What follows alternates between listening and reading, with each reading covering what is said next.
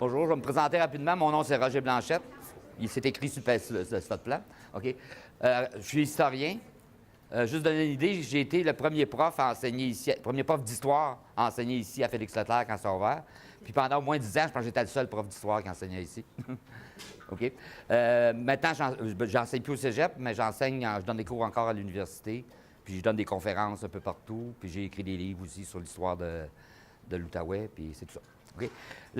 Donc, ce dont je vais vous parler aujourd'hui, c'est justement, ça a rapport à la naissance des cégeps. Merci beaucoup.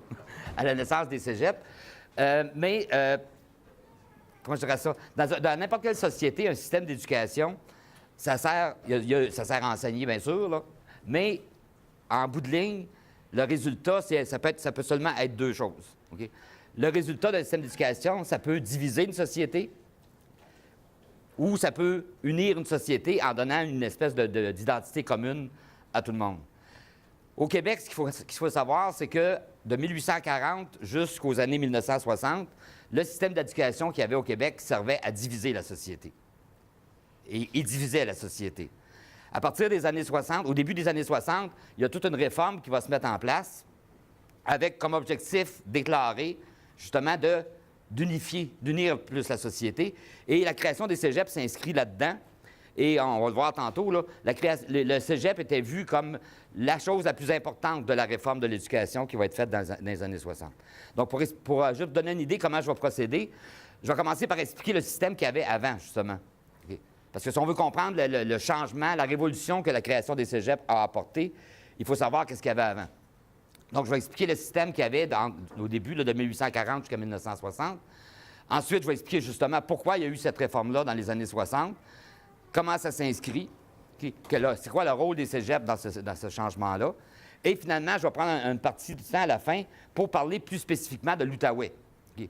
Qu'est-ce qui s'est passé? Parce que c'est sûr que l'Outaouais fait partie du Québec, mais il y a des choses qui sont vraiment particulières à l'Outaouais. Okay?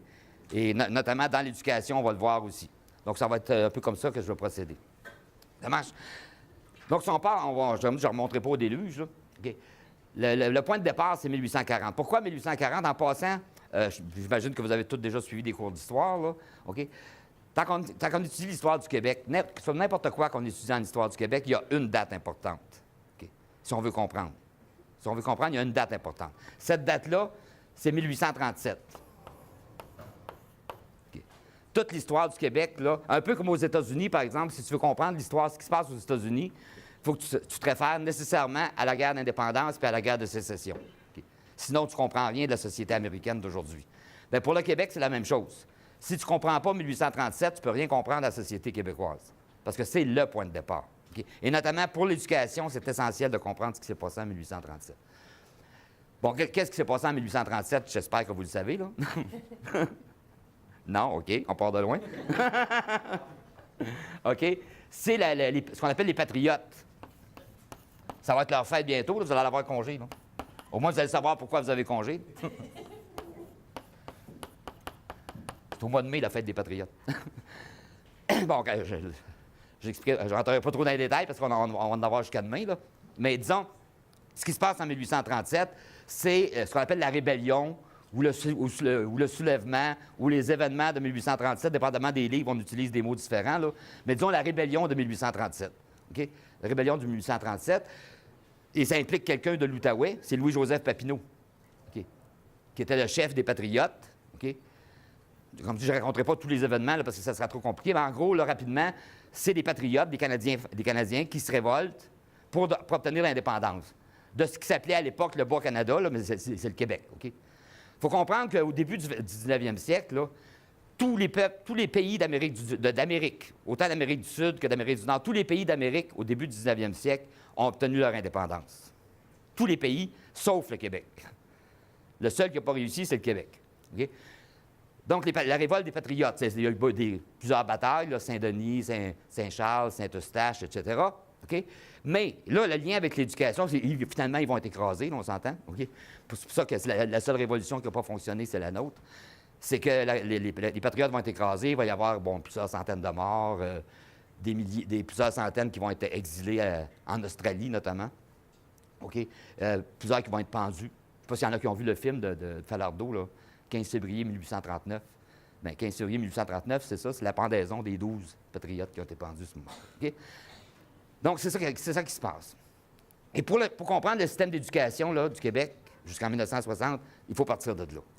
Parce que, justement, je vous dis, c'est une lutte pour l'indépendance, mais on ne fait pas l'indépendance juste pour l'indépendance. Il y avait tout un projet de société derrière ça. Les dirigeants, les patriotes, c'était des gens qui voulaient une société démocratique, une société libérale dans le sens là, de démocratique, justement. OK? Une société un peu comme sur le modèle français. Un peu sur le modèle français. Donc, ils ont écrit une déclaration d'indépendance. Je ne vous lirai pas la déclaration complète, là. Donc, c'est une déclaration qui, si le Québec était devenu indépendant à ce moment-là, ça aurait servi de constitution. Ça aurait été la Constitution du Québec. OK? Mais ça n'a pas marché.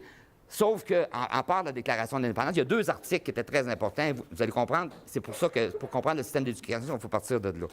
Donc, dans la déclaration d'indépendance, il y avait l'article 4, OK? Ça dit que toute union entre l'Église et l'État est déclarée abolie et que toute personne a le droit d'exercer librement sa religion et la croyance que lui dicte sa conscience. Autrement dit, c'est la séparation de l'Église et de l'État, la laïcité, et la liberté religieuse. C'est des choses qu'on trouve peut-être normales aujourd'hui, là, mais c'était révolutionnaire à l'époque. Okay? Donc ça, c'était l'article 4. Et finalement, l'article 13, que comme une nécessité et un devoir du gouvernement envers le peuple, l'éducation publique et générale sera mise en opération et encouragée d'une manière spéciale. Autrement dit, le gouvernement d'un pays, d'un Québec indépendant, s'engagerait à fournir l'éducation à tout le monde. Okay? Bien sûr, ça n'a pas été appliqué. Ça n'a pas marché. Okay? Ça n'a pas marché. Mais c'est très important parce que c'est ça qui va déterminer le reste. Parce que qui ça dérange, ça? À part le gouvernement, là, qui ça dérange, ça? Le clergé, exactement. Le clergé, les prêtres, l'Église catholique, qui veut prendre le contrôle de la société. Donc, suite à ça, okay, parce qu'en passant, vous savez que l'Église catholique était du côté des Anglais. L'Église catholique était contre les patriotes. Juste une anecdote, ça n'a pas rapport à tout, mais juste pour vous montrer à quel point le clergé était contre les patriotes. Comme je dis, il y a plusieurs patriotes qui ont été tués pendant les batailles, pendant les combats. Et quand les patriotes qui sont morts pendant les combats, l'Église catholique a refusé de les enterrer dans le cimetière. Ils les ont enterrés à côté du cimetière. Okay. Ils ont refusé de les enterrer. C'est juste en 1997, ça fait pas longtemps, ça fait même pas 20 ans, là. C'est juste en 1997 que l'Église a accepté de les enterrer dans le cimetière. Il y en a qui ont la rancune longue, mettons. Okay? En tout cas, donc c'est sûr que le clergé était opposé à ça. Donc c'est pour ça que, puis comme le clergé était associé, s'était lié avec le gouvernement, bien, ils ont signé une espèce de pacte, une espèce d'entente entre le clergé québécois et le gouvernement, qui est le gouvernement britannique, parce qu'il n'oubliez pas, le Canada, le Québec est une colonie anglaise. Là. Donc un pacte, un traité entre l'Église et l'État, et le gouvernement britannique. L'entente, c'est quoi? C'est que, premièrement, le gouvernement britannique s'engage à faire venir ici des communautés religieuses de France, des communautés catholiques. Okay? Parce qu'ici, les prêtres, ils étaient pas assez nombreux. Fait qu'ils s'engagent à faire venir des communautés de France. Ils s'engagent aussi à donner un bon montant d'argent à l'Église catholique. Okay? Et surtout, le plus important, le gouvernement s'engage à donner à l'Église catholique du Québec le monopole de l'éducation. Okay? Le monopole de l'éducation. Puis en échange de ça, l'Église catholique s'engage vis-à-vis le gouvernement britannique. Et là, je vous donne la phrase telle quelle, c'est écrit comme ça, là. L'Église catholique s'engage à maintenir la population dans l'obéissance et la soumission. Donc, l'Église prend le contrôle de l'éducation, puis en prenant le contrôle de l'éducation, ben, elle va faire tenir le monde tranquille. C'est ça le but. C'est ça le but. Donc, ça fait l'affaire des deux. Le gouvernement britannique va avoir la paix, et puis l'Église, elle, va contrôler la société. Avec l'argent qui vient avec, parce qu'il y a de l'argent qui vient avec, bien sûr. Okay. Donc, c'est ce pacte-là qui va donner naissance au premier système d'éducation, qui va être mis en place en 1840. Ça n'a pas été long. Tu sais, ça s'est passé en 37-38. La pendaison, c'est en 39. Puis dès 1840, on met en place le nouveau système d'éducation. Okay. Ce qui est intéressant aussi, c'est que c'est un homme en particulier qui va être chargé de mettre en place ce système-là. Je vous donne son nom parce que vous ne le connaissez probablement pas. Il n'y a pas grand monde qui le connaît, mais je vous donne son nom pareil.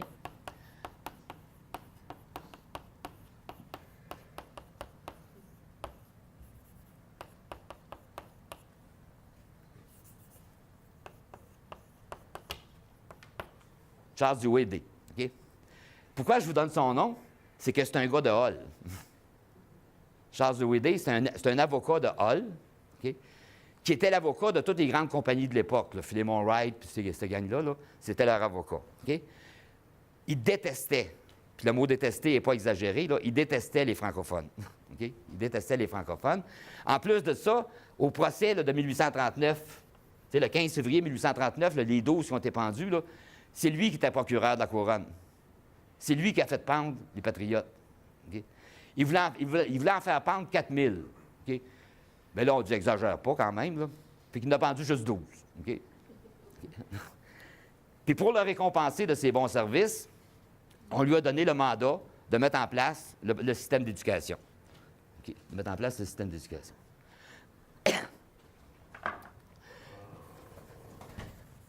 Puis n'oubliez pas l'entente qu'il y a avec l'Église. Fait que le système d'éducation, il est bien simple. OK?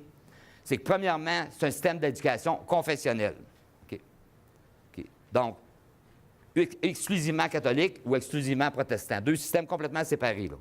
Donc, il va y avoir un système pour les catholiques, un système pour les protestants. OK? Le système pour les catholiques, il va être dirigé par les évêques. Bon, vous savez, là, peut-être que vous ne savez pas, parce que c'est des choses que les gens ont tendance à avoir oubliées. Là. Mais vous savez comment ça marche? L'Église catholique, c'est divisé en diocèses. Vous savez, c'est quoi un diocèse, là? Disons, c'est une région, une région religieuse. OK? Comme ici, par exemple, on est dans le diocèse de Gatineau-Hall. Bon. En tout cas, chaque diocèse va contrôler l'éducation dans son diocèse, sur son territoire aussi. Bon, pour vous donner une idée, à l'époque, on faisait partie du diocèse d'Ottawa. Okay, la région ici faisait partie du diocèse d'Ottawa. Donc, chaque diocèse va contrôler l'éducation sur son territoire. Okay? C'est à la charge des parents. Le gouvernement ne donne pas une scène. Là. Okay? Donne pas une scène. Donc, chaque paroisse ou chaque village, chaque ville, okay, c'est les parents qui vont payer l'éducation. Mais ce n'est pas obligatoire. C'est pas obligatoire. Les parents qui ne veulent pas payer, bien, ils n'envoient pas leurs enfants à l'école, c'est pas plus compliqué que ça. Okay? Pas plus compliqué que ça. Les programmes, l'enseignement est défini par l'Église, diocèse encore une fois, et tous les manuels utilisés en classe doivent être écrits par des religieux. Ou si ce n'est pas des religieux, il faut que ça soit approuvé par l'évêque. Okay. Je donne juste une idée, là. Je dis tout de suite, je ne vivais pas en 1840, là, mais ce système-là, il a duré quand même jusque dans les années 60. Quand j'ai commencé à aller à l'école, c'était encore ce système-là qui était en place. Et si je vous montrais les manuels scolaires qu'on avait là, au primaire, là, aujourd'hui, je pense à ça, là, ça n'a carrément pas d'allure. Là, okay? Ça n'a carrément pas d'allure. Notamment, bon, l'histoire. Moi, je m'intéresse à l'histoire. Si vous aviez vu les manuels d'histoire des années 60, là, surtout l'image des Autochtones qu'on présentait là-dedans. D'ailleurs, on ne les appelait pas les Autochtones, on les appelait les sauvages. Quand j'ai commencé à l'école, là, dans mes livres d'histoire, on parlait des sauvages. Okay? On parlait des sauvages. On expliquait, par exemple, qu'il y avait 3 races dans le monde. Ça, c'est mon manuel de 3e année. OK? Il y avait... Puis là, je... Partez pas de rumeur, c'est pas ce que je pense, c'est ce qui était écrit dans le livre. OK? OK? On nous disait que la race inférieure, la race la plus inférieure, c'était les Noirs. Que les jaunes, on les appelait les jaunes, étaient un petit peu plus intelligents, mais que, bien entendu, la race supérieure, c'était les Blancs. On m'enseignait ça en 3e année. Là. Puis ça, c'est l'Église. C'était des manuels religieux. C'est des manuels religieux. OK? On part de loin. OK? Donc, c'est ça. Ce système-là est mis en place. Donc, mais comme je vous dis, ce n'est pas obligatoire. Okay? Par exemple, les parents qui n'ont pas d'argent, bien, ils n'envoient pas leurs enfants à l'école. C'est pas plus compliqué que ça. Ils n'envoient pas leurs enfants à l'école. Ou ceux, par exemple, surtout dans les milieux ruraux, sur les fermes, l'enfant, il est bien plus utile sur la ferme qu'à l'école. Okay? Bien plus utile sur la ferme. Fait qu'on n'enverra pas perdre son temps à l'école. Okay? Le personnel enseignant, c'est qui? Bon, dans les écoles de rang, là, vous savez, c'est quoi les écoles de rang, là? Vous avez déjà vu, là? Je ne sais pas s'il y en a qui ont lu ou qui ont vu la série, là, Les filles de Caleb, là. En tout cas, c'est ça, les écoles de rang, là. C'est des petites maisons, mettons. On les appelle des écoles de rang parce que généralement, il y en avait une par rang ou par 2 rangs, là. Mais les enfants, il fallait qu'ils marchent pour se rendre là. Bon, l'institutrice, souvent, elle savait à peine plus lire et écrire que ses élèves. Okay. Okay. Elle enseignait de la 1e à la 7e année en même temps. Okay. Tout le monde était dans la même classe, 1e à la 7e année. des salaires de misère, là, tu sais, là. Misère. Je vais donner une idée, là, jusqu'à la Deuxième Guerre mondiale, là, une institutrice comme ça, là, a gagné à peu près 200 piastres par année. Même en argent de l'époque, là, c'était vraiment pas beaucoup. Vraiment pas beaucoup. Puis en plus, avec ce 200 piastres-là, il fallait qu'elle paye le chauffage puis l'éclairage de l'école. C'est ça. Puis c'était bien sûr uniquement des femmes. Puis en plus, aussitôt qu'elle se mariait, elle devait arrêter d'enseigner. Les femmes mariées n'avaient pas le droit d'enseigner. Okay? C'est pour ça que la majorité des institutrices, il y avait 17-18 ans. 17-18 ans. Parce que quand ils se mariaient, ils ne pouvaient plus enseigner. Okay? Je le répète, ce système-là, il va durer longtemps. Là. Donc, c'est ce système-là qui est mis en place en 1840. Donc, des écoles de rang avec des manuscrits. Puis, tu as un inspecteur qui passait régulièrement dans les écoles. Un inspecteur qui était un prêtre, bien sûr, okay? Qui passait pour vérifier si l'institutrice, elle enseignait bien ce qu'il fallait enseigner. Okay? Okay. C'est vraiment là, très, très contrôlé. OK? Donc, pendant longtemps, ça va être à peu près le seul niveau scolaire qu'il va y avoir. Le seul niveau scolaire qu'il va y avoir. À la fin du 19e siècle, à partir de la fin du 19e siècle, il va commencer à avoir ce qu'on appellerait aujourd'hui des écoles secondaires. Mais à l'époque, on n'appelait pas ça des... pas à l'époque, jusqu'en 1960, on n'appelait pas ça des écoles secondaires. Ça fait un petit peu prétentieux. Ils appelaient ça des académies. Rien de moins. Des académies. Ça a l'air bien important, là, mais en fait, c'est des écoles secondaires, un point, c'est tout. OK? OK. Puis, bien sûr, je ne vous l'ai pas dit, mais ça, c'est parce que c'est évident, là. Les catholiques, protestants, c'est séparé. Puis, j'insiste, catholique, protestant, ça n'a rien à voir avec la langue. C'est religion. Donc, catholique, protestant, c'est un système confessionnel. Puis, bien sûr, les gars et les filles sont séparés aussi, là. OK? Les gars et les filles sont séparés. Tu ne peux pas mettre... dans les classes, c'est vraiment... Il n'y a pas de classe mixte, là. C'est juste les gars ou juste les filles. Puis ça a duré longtemps. Vous allez... J'ai l'air vieux quand je dis ça, là, mais juste donner une idée. Tu sais, j'ai quand même pas 100 ans, là. Croyez-le ou non, là. OK? La première fois que j'ai eu des filles dans ma classe, j'étais en secondaire 5. Jusqu'en secondaire 5, c'était des écoles juste des gars. Là, ça a été la révolution en secondaire 5. Pour la première fois, j'ai vu une fille. Non, je l'avais vue avant. Mais dans la classe, c'est la première fois qu'il n'avait. OK? Bon, pour montrer ce système. Donc, vous voyez, séparé par la religion, séparé par le sexe. OK? Donc, c'est vraiment une société là, coupée en morceaux, si on veut, là, coupée en morceaux. Donc, les écoles secondaires, eux autres aussi, c'était des religieux. Soit que c'est les religieux eux-mêmes qui la mettaient en place, ou à partir du 20e siècle, ce qui arrivait parfois, c'est que pour les villes assez importantes, pas pour les villages, là, mais une ville comme Hall, par exemple, qui commençait quand même à être assez développée au début du 20e siècle, la ville pouvait prendre la décision d'ouvrir une école secondaire, une académie, mais il la donnait comme en sous-traitance, aujourd'hui on dirait en sous-traitance, là, à une communauté religieuse. Okay? Donc c'est la ville qui bâtissait l'école, mais c'est une communauté religieuse qui était chargée de donner l'enseignement puis de donner. Donc tu avais ce système-là, les écoles primaires, les écoles secondaires, okay? Et parallèlement à ça, il y avait un système qui, lui aussi, va durer jusqu'aux années 60, là, qu'on appelle les collèges classiques. Les collèges classiques. Ça, c'était vraiment, comment je dirais ça, c'est les écoles de luxe, là. Les écoles de luxe, mais juste pour les plus riches. Okay? Il n'y a jamais un fils ou une fille d'ouvrier qui est rentré dans un collège classique, là. Bien, je dis jamais, pas vrai. Il y avait moyen pour n'importe qui d'entrer dans un collège classique. Par exemple, si moi, j'avais voulu rentrer dans un collège classique, là, mes parents n'avaient pas les moyens. C'est sûr, mes parents n'avaient pas les moyens de faire ça. Là. Mais j'aurais pu rentrer. Comment? Bien, parce que moment, j'étais bon à l'école. OK? Ça, c'est le premier critère. Puis deuxièmement, tout ce que j'avais à faire, c'est de faire à croire au curé que je voulais devenir prêtre. Il y en a plusieurs qui l'ont fait. Hein? Sérieusement, j'en connais beaucoup qui l'ont fait. Parce que c'était la seule façon. Si tu n'es pas d'un milieu riche, tu sais, si tu n'étais pas le fils ou la fille d'un juge, d'un avocat, d'un médecin, tu étais juste un fils de mineur comme moi, là, OK? Bien, il ne m'aurait pas accepté, à moins que je veuille devenir prêtre. Fait que là, à ce moment-là, le curé aurait payé mes études pour que je devienne prêtre. Mais je n'ai pas eu besoin de le faire, heureusement.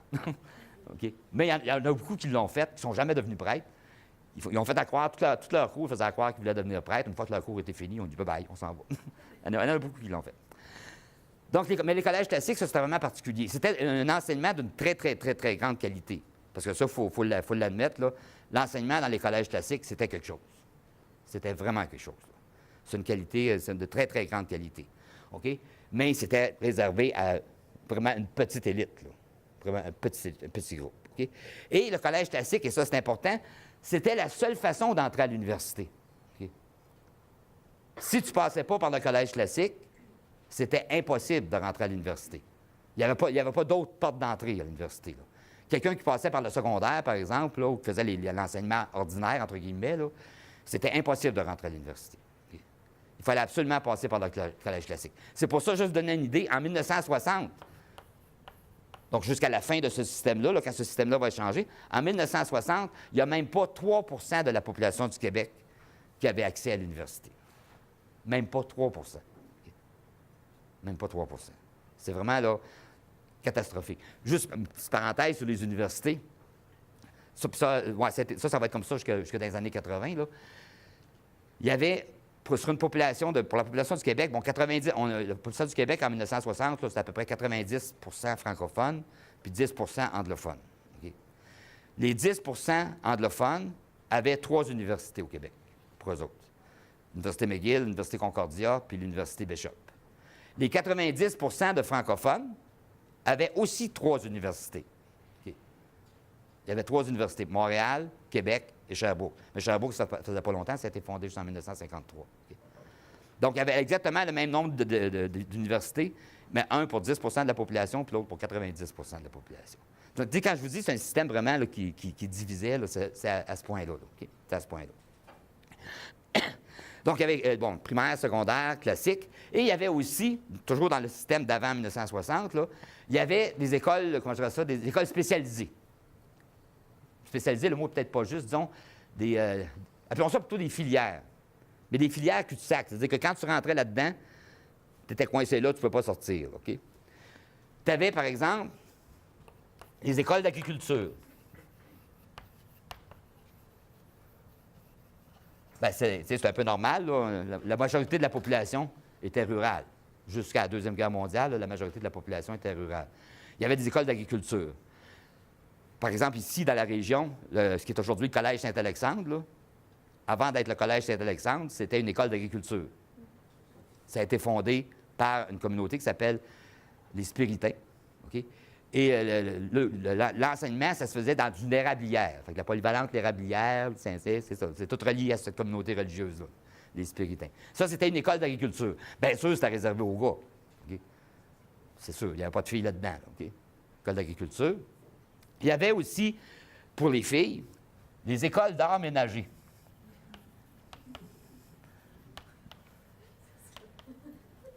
Ça ne vous surprend pas, hein? OK? Ça s'appelait comme ça, là, des écoles d'art ménager. Et le but, j'aurais dû l'apporter parce qu'ils mettaient toujours dans leur publicité, comment je dirais ça, l'objectif de l'école. Il y en avait partout au Québec. En passant, la plus connue, il semblerait que c'était la meilleure, c'était l'école d'art ménager de Papineauville. Il paraît que c'était la meilleure. OK? Okay? Fait qu'une fille qui passait par là était sûre de se trouver un bon mari, il n'y a pas de problème. Okay? Parce que le but, d'ailleurs, c'est ça, le programme de ces écoles-là, ça dit comme ça, là, préparer des bonnes mères et des bonnes épouses. C'est ça le but de l'école. Fait que j'ai pas besoin de vous dire qu'il n'enseignait pas de philosophie, là. Hein? OK? C'était une chose c'est utile, dans le fond, pour une femme, là, faire la couture, faire à manger. Bon. Dans la mentalité de l'époque, c'était ça, là, OK? D'ailleurs, il y a même un prêtre, ça, j'avais vu ça, m'emmener dans le journal Le Droit. C'est une petite parenthèse, mais ça, j'avais trouvé ça bon. Ben bon, façon de parler, c'est ça drôle, plutôt. Début du journal de droit, au début du journal de droit, c'est-à-dire des années 1915-1916 à peu près, il y avait un prêtre qui avait écrit, parce que là, vous savez que le journal de droit, c'est un journal religieux, ça appartenait aux Oblats, c'est les Oblats qui l'ont fondé, fait que tu ne peux pas écrire n'importe quoi dans le droit. Là. Fait qu'un des prêtres qui avait écrit un article dans le droit qui disait, puis je vous le cite textuellement, c'est comme ça qu'il disait, une femme qui ne sait pas coudre un bouton n'est pas digne de vivre dans la société. Fait que, si vous ne savez pas coudre des boutons, là, faites attention. Okay? Donc, il y avait les écoles d'art ménager. Ça, c'est pour les femmes. Puis encore là, je dis pour les femmes, c'est pas toutes les femmes qui vont y aller. Parce qu'il fallait payer, c'était pas gratuit, ces écoles-là. Il fallait payer. Okay? Ensuite, il y avait ce qu'on appelle les écoles de métier.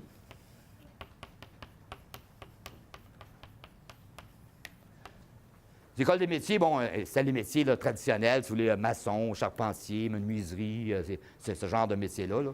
Ça aussi, c'était réservé aux gars, bien sûr. Okay? C'était réservé aux gars, bien sûr. Et il y avait aussi les écoles normales.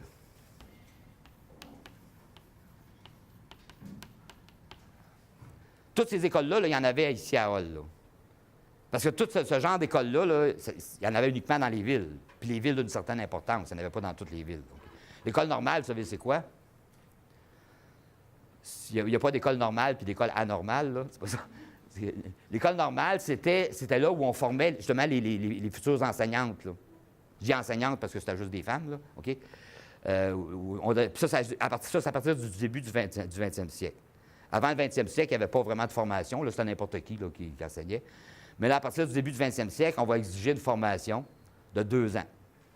Par exemple, ici à Hall, le Collège Saint-Joseph, avant d'être une école pour filles, là, c'était une école normale. C'était une école normale. Où on formait, ce soit des jeunes filles, là, 2 ans de formation pour devenir comme les enseigner dans les écoles de rang, par exemple. Là. Bon, ils enseignaient là. Mais ça aussi, c'était pas gratuit. Hein? Ça aussi, c'était pas gratuit. Donc, c'est ce système-là qu'on avait. Ce système-là qu'on avait. Vous voyez, tout est divisé par catégorie. Okay? Il n'y a personne qui avait une éducation commune.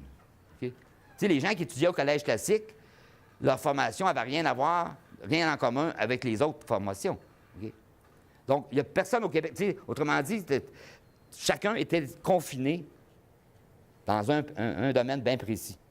Il n'y avait aucune formation commune, même au primaire. Okay? Parce qu'il n'y avait aucun contrôle. Okay? À part que le contrôle de l'Église, là. Mais c'est chaque diocèse, par exemple, chaque évêque, qui fixait le programme pour son diocèse.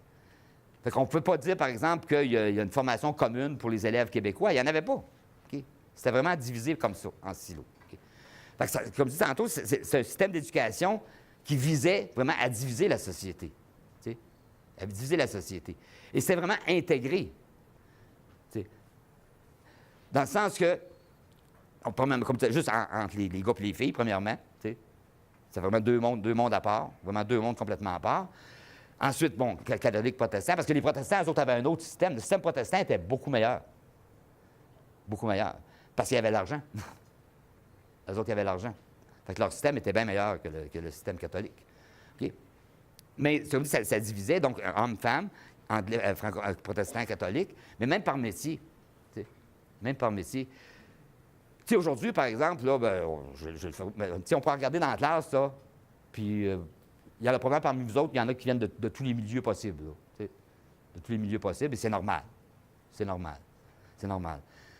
Mais moi, quand j'ai commencé à l'école, c'était impossible. Okay? Tu sais, le fils, ou juste le fils, parce que j'ai pas de fille dans la classe, mais disons le fils, par exemple, d'un avocat ou d'un médecin, ça aurait été impensable qu'il soit assis à côté de moi dans une classe. Okay? Puis ça n'a rien à voir avec l'intelligence, là. C'est juste que moi, j'étais un fils d'ouvrier, fait qu'il fallait aller dans une école où il y avait juste des fils d'ouvriers. Okay? Les fils de juges ou d'avocats ou de médecins, eux autres, ils allaient ailleurs. Okay? C'est vraiment séparé comme ça, là. Vraiment séparé comme ça. Donc, c'est ce système-là qui est en vigueur jusqu'au début des années 60.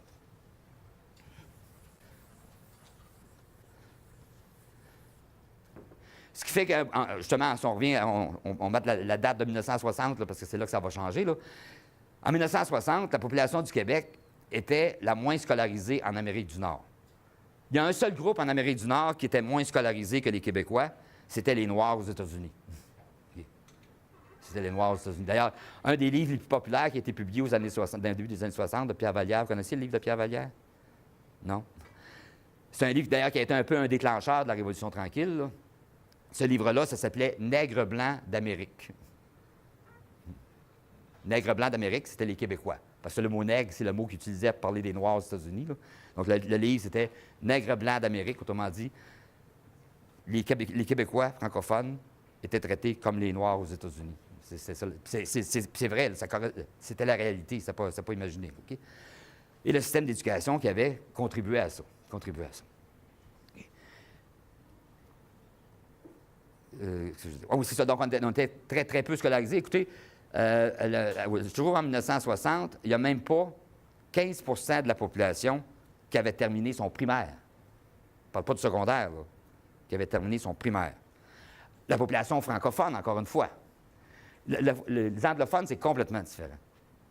Complètement différent. D'ailleurs, même encore aujourd'hui, en passant, hein, juste une statistique que je garoche comme ça, là, ça n'a pas d'importance, mais encore aujourd'hui, là, chez les Québécois francophones, il y en a 7 qui ont un diplôme de deuxième cycle universitaire, au moins de deuxième cycle universitaire. 7 chez les francophones, c'est 17 chez les anglophones, et c'est 41 chez les Juifs. 41 chez les Juifs. Mais dans le cas des Juifs, ça se comprend, parce que là, je ne veux pas m'étendre là-dessus, mais c'est que c'est une obligation religieuse. Dans la religion juive, étudier, apprendre, c'est une obligation religieuse. Là.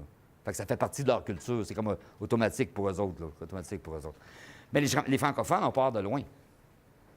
Comme dit, au début des années 60, là, c'est même pas 15 de la population qui avait fini son primaire. Je vais vous donner un exemple. Jusqu'à quel point ça allait. T'sais, à l'époque, là, on recevait notre bulletin à tous les mois. Okay?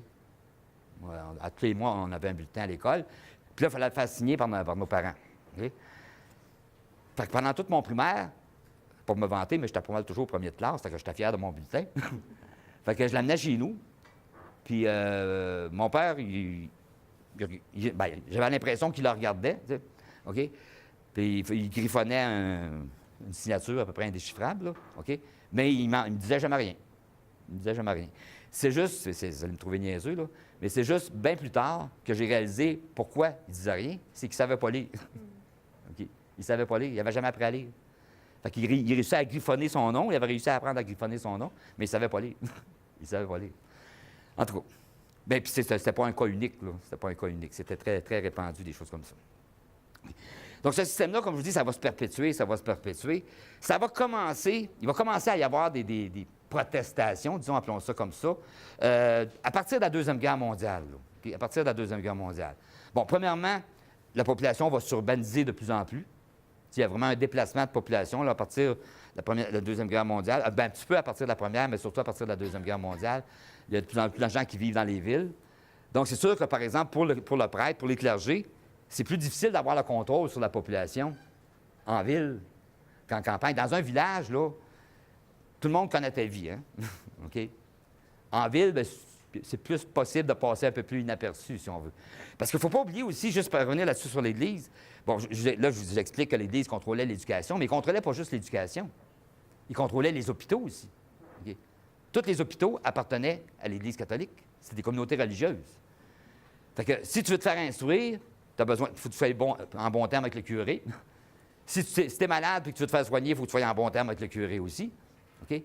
Parce que, autrement dit, tout ce qu'on appelle aujourd'hui les programmes sociaux, là, appelons ça comme ça, tout ça était dans les mains de l'Église. Okay? Fait que tu avais intérêt, surtout comme je dis dans les villages, les petites villes, tu avais intérêt à te tenir tranquille, mettons. Okay?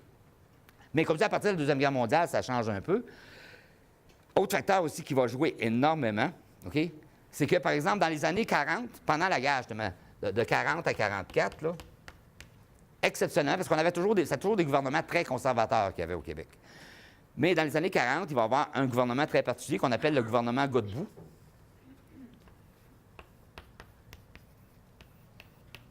Le gouvernement Godbout, qui était, bon, je ne dirais pas que c'était pas un gouvernement communiste, on s'entend, là, mais dans le contexte de l'époque, qui était, disons, plus à gauche, mettons. Okay? Entre autres, pour les femmes, c'est ce gouvernement-là qui a donné le droit de vote aux femmes. Parce que vous savez que jusqu'en 1940, la seule place en Amérique du Nord où les femmes n'avaient pas le droit de vote, devinez c'est où? C'est au Québec. Okay? Donc, en 1940, les femmes vont avoir le droit de vote. C'est le gouvernement Godbout qui va leur donner. Et le gouvernement Godbout aussi va passer une loi pour rendre l'instruction obligatoire.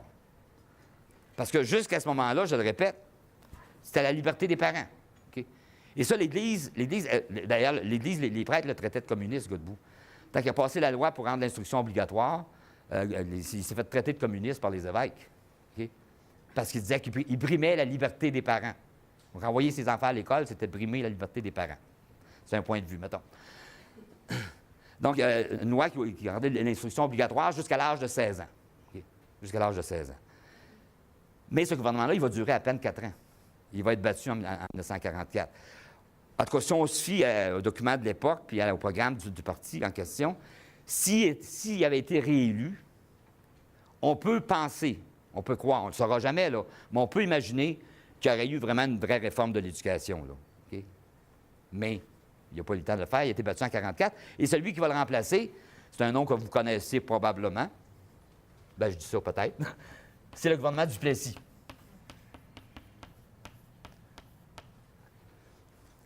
Ça, c'est un gouvernement de droite. Okay. Très à droite même. Puis, lui et les curés, ils s'entendaient très bien, mettons. Vous connaissez, vous avez déjà entendu l'expression, là, le ciel est bleu, le ciel est bleu, l'enfer est rouge. Bien, ça date de Duplessis, ça, parce que lui, c'était l'Union nationale, sa couleur, c'était le bleu, le Parti libéral, c'était rouge. Fait que le ciel est bleu, l'enfer est rouge. Les prêtres, même, ça arrivait souvent qu'ils excommuniaient des gens. Ils refusaient de donner la communion à des gens s'ils savaient qu'ils avaient voté libéral. Okay. Mais aujourd'hui, c'est le contraire, c'est le Parti libéral qui est à droite, mais ça, c'est une autre affaire. Okay? Donc, Duplessis, lui était contre ça, l'instruction. Duplessis avait des phrases célèbres, une entre autres qui avait sorti. Ça vous donne une idée. Ce qu'il disait, c'est que l'éducation, c'est comme la boisson. Il y en a qui ne portent pas ça. Fait qu'il ne faut pas en donner à tout le monde. Ça, c'est le premier ministre de l'époque.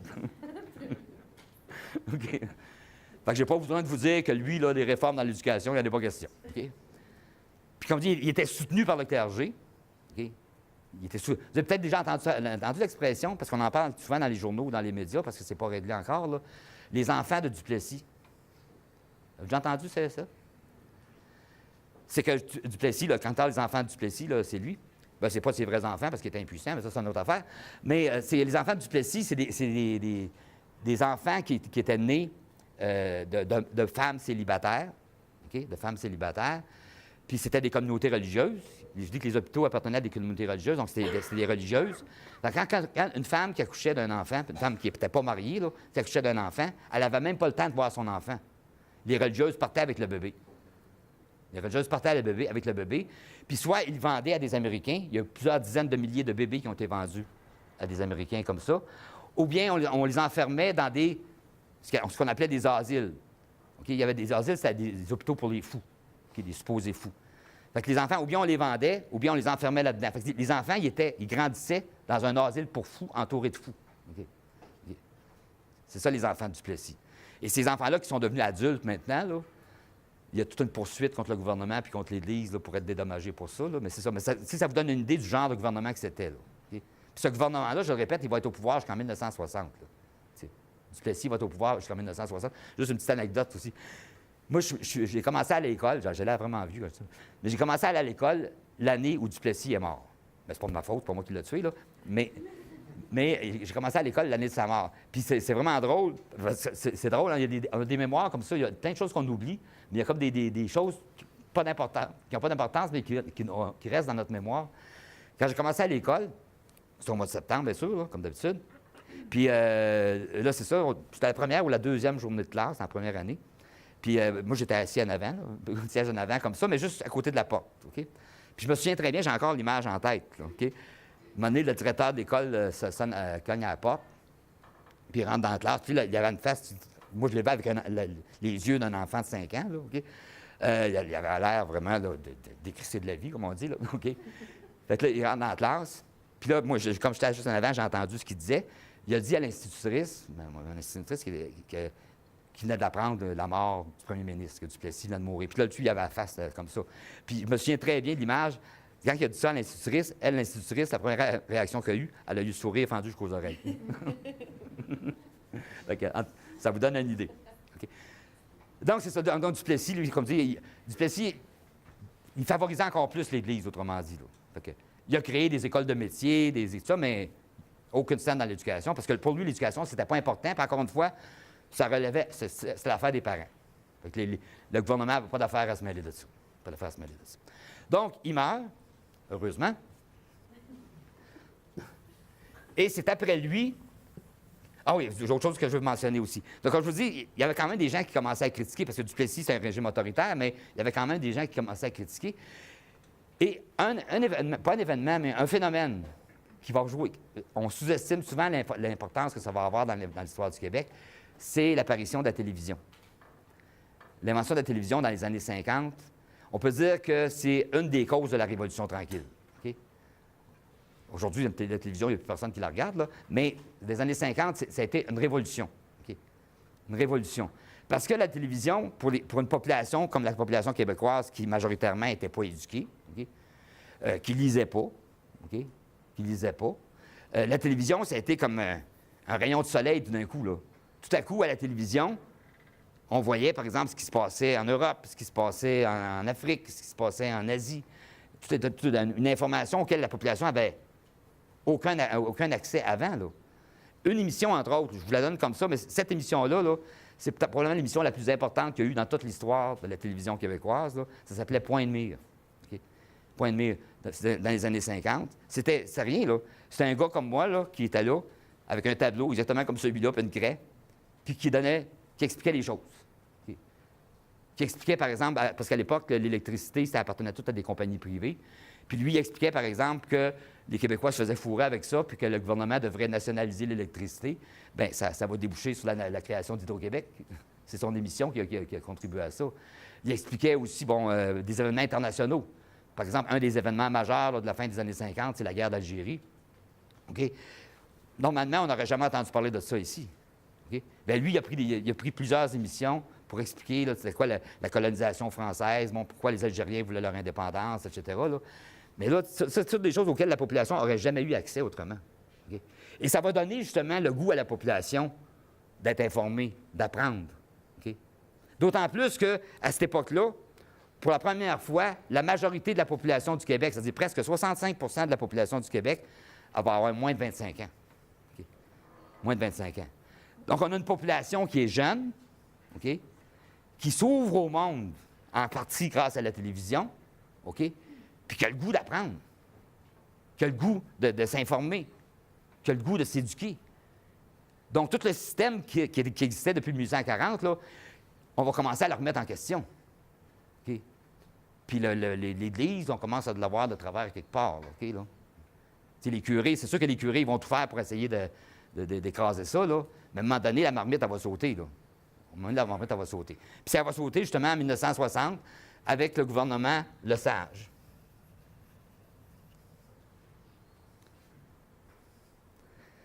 Parce que, juste mentionner une idée, c'était tellement serré à ce moment-là. Là. Il n'y a pas eu de révolution au sens propre du terme, là.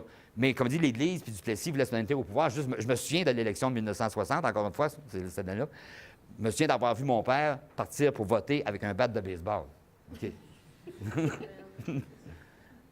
Oh oui, puis c'était pas le seul. Là. Tous les hommes alentours, parce qu'il y avait des gens qui menaçaient de leur casser la gueule s'ils votaient libéral. Fait que pour pouvoir aller voter, il est allé voter avec son bat de baseball. Fait que ça vous donne une idée. Aujourd'hui, c'est plus nécessaire d'habitude. OK? Donc, le gouvernement Lesage arrive au pouvoir, et c'est ça qui va déclencher là, ce qu'on appelle dans les manuels d'histoire là, la révolution tranquille. OK?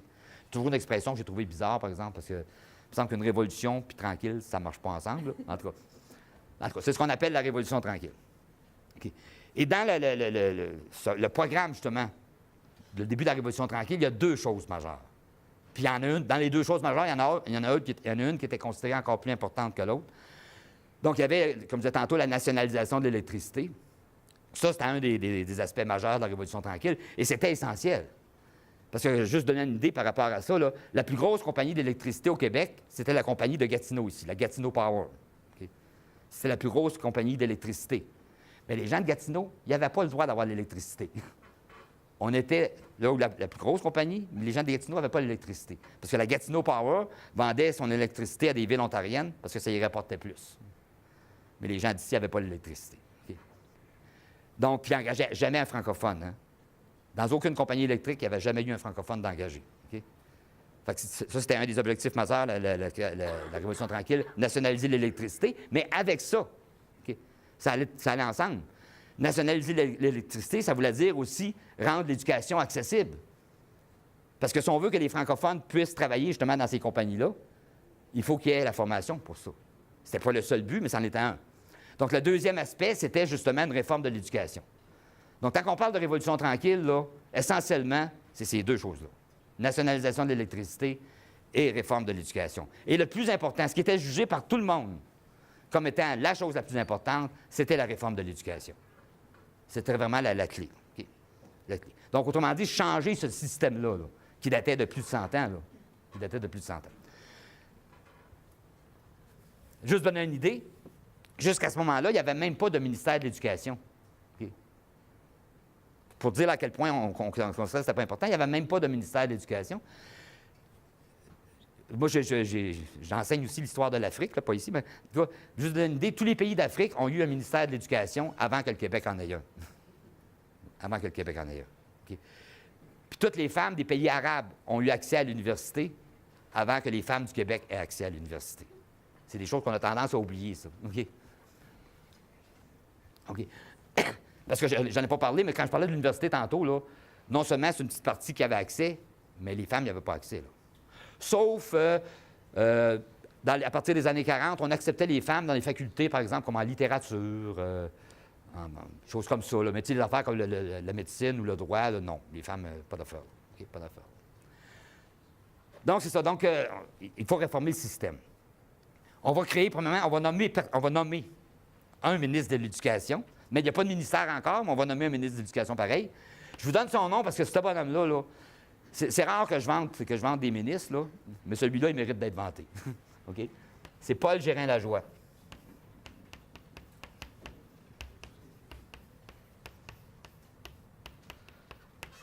Donc, c'est lui qui va être nommé ministre de l'Éducation, même s'il n'y a pas de ministère de l'Éducation, là, encore. Et c'est lui qu'on va charger de vraiment repenser le système au complet. Okay? Et il va faire une maudite bonne job. Okay? Il va commencer par nommer une commission. Okay? Une commission. Qu'on appelle la commission parents. Parents, parce que parents, c'est le nom de celui qui dirigeait la commission. Là. Okay?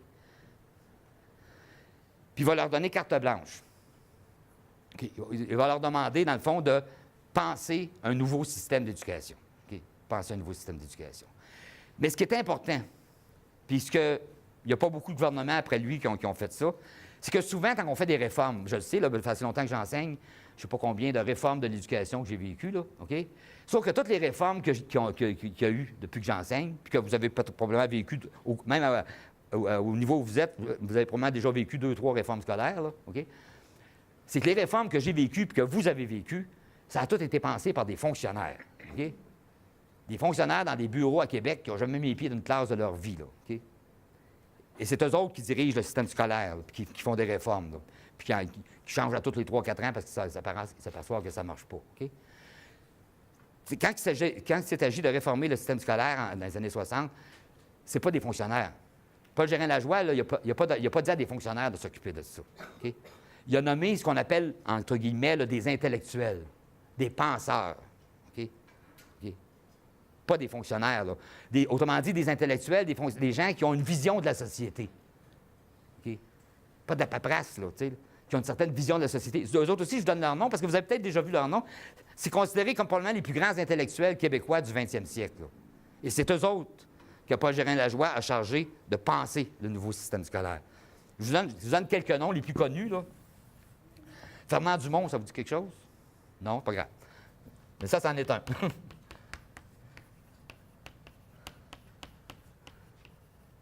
Ça, c'est vraiment un des plus grands intellectuels québécois du 20e siècle.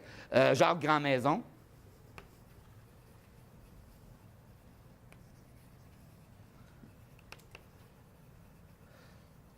Juste un autre là, que je vous donne comme ça, je ne les nommerai pas toutes, là, mais Yves Martin. Tous ces hommes-là, là, comme je dis, ce n'est pas des fonctionnaires, c'est des sociologues, c'est des historiens qui enseignent à l'université, qui ont écrit plusieurs livres, qui sont connus mondialement. OK? Et Paul Gérin-Lajoie leur donne carte blanche. C'est eux autres qui vont penser le système. Puis eux autres, ils vont le penser, pas en fonction là, comment je dirais ça, des choses administratives, là. Pour eux autres, l'important, c'est qu'il y a une vision de la société derrière ça.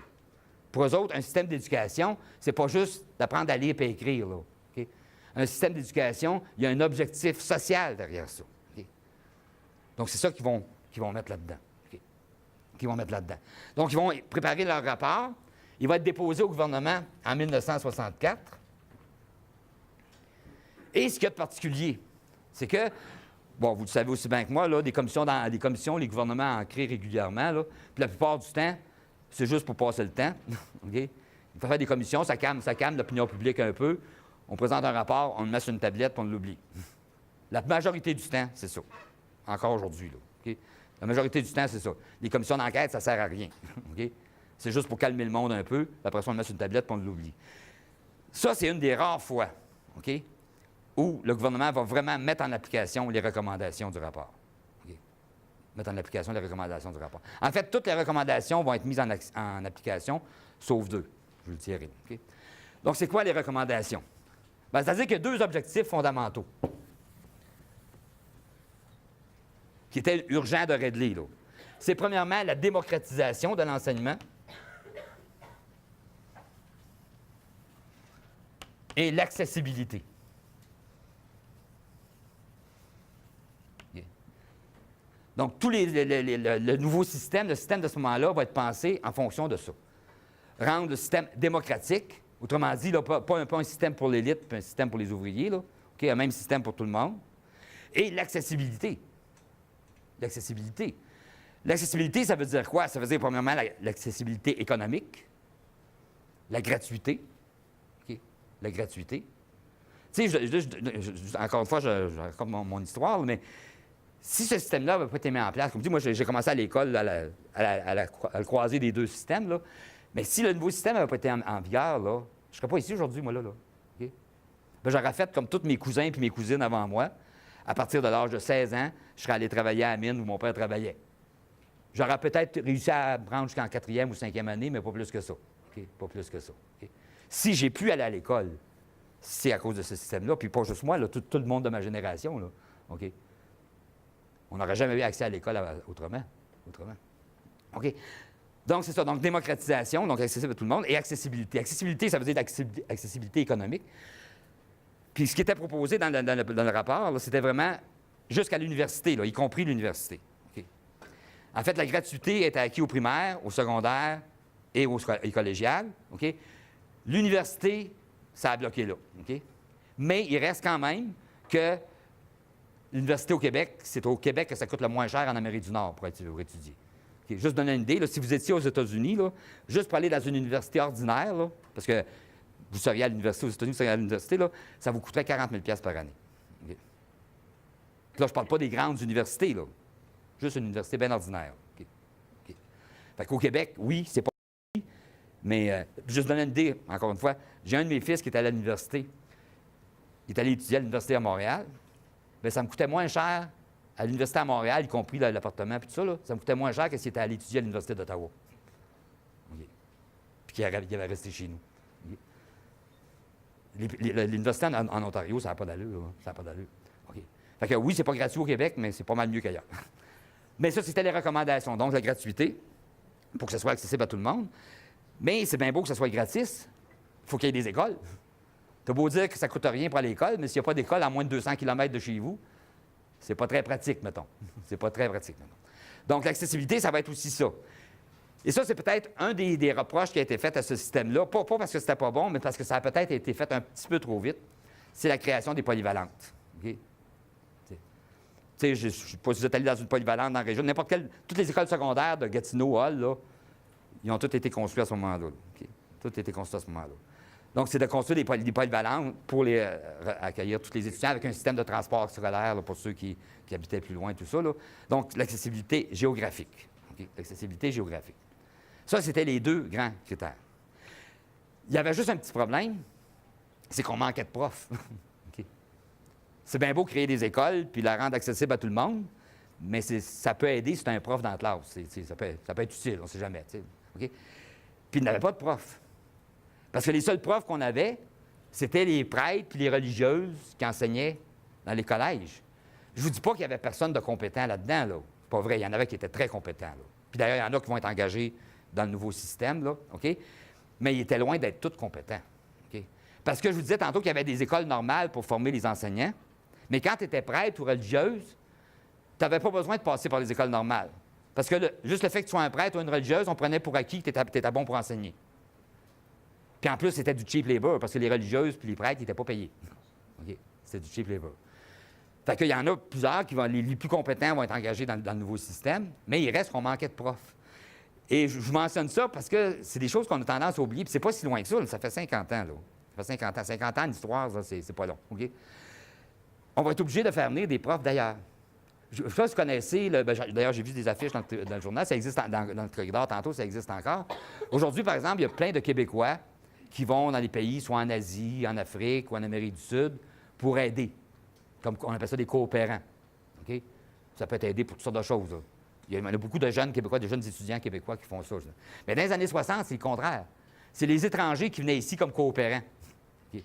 C'est les étrangers qui venaient ici comme coopérants. Par exemple, il y a un groupe qui va aider beaucoup à la Révolution tranquille, c'est les Haïtiens. OK? Dans les écoles là, où on manquait de profs, là, on va engager beaucoup de profs haïtiens. Parce qu'il y avait énormément d'Haïtiens qui étaient très bien formés.